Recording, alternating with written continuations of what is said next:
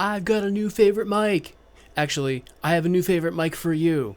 If you are looking at starting voice lessons and you don't yet have any of the gear you think you might need, this mic right here is what I think you should start with, the Razer Seiren V3 Mini.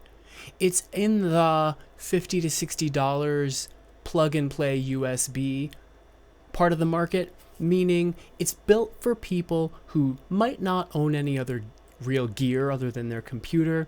They don't want to go learn everything. They don't have $1,000 to drop on a whole studio setup, but they want to get going and have sound better than what their computer will just pick up for them, or better than what their phone will pick up for them. I do have people that want to come to their voice lessons and have the lesson on a phone. I don't recommend this. I would recommend that you work from a computer, and now I will recommend this mic. There was the time when everything was dominated by the Yeti, the Snowball, and you heard about that mic all the time. Never loved it. I never wanted to tell somebody to go get one. I wanted to tell them to go get a real setup instead, but that can cost you in the neighborhood of $500 to $1,000 depending on exactly how you build it. So this way, with the USB plug and play mic, as always, you can just plug it into one of your USB-A ports on your computer, and that's advantageous because people may not know more than to do that. In voice lessons, I'm often working with people who want to know what equipment they should buy, but they don't know enough about the world of microphones and audio equipment yet. And so one of my jobs is to help them get in the game on the inexpensive side. Well, this is how we do it at this point.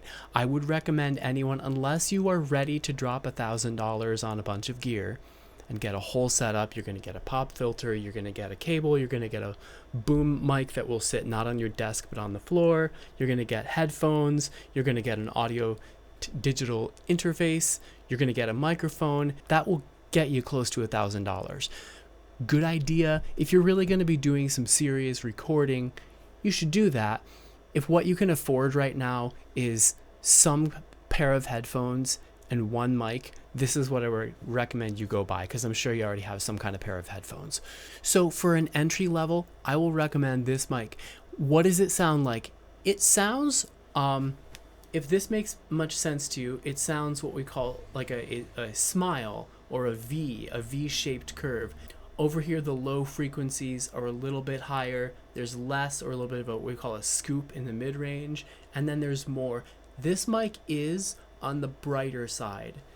Compared to what you're hearing me on right now, this one is rather flat, and the V3 Mini has a brighter high end.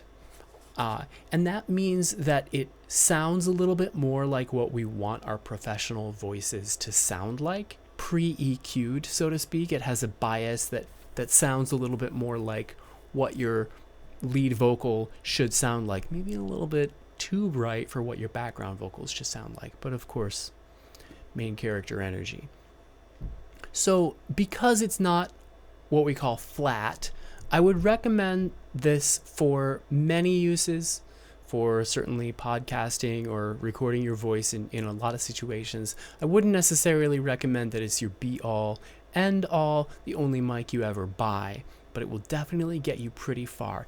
If I hear this mic from my student in a voice lesson, I will hear exactly what I need to hear, and it will sound quite clear. So if you're going to be buying only one mic, if that's going to be your setup for a while, take this one for a spin.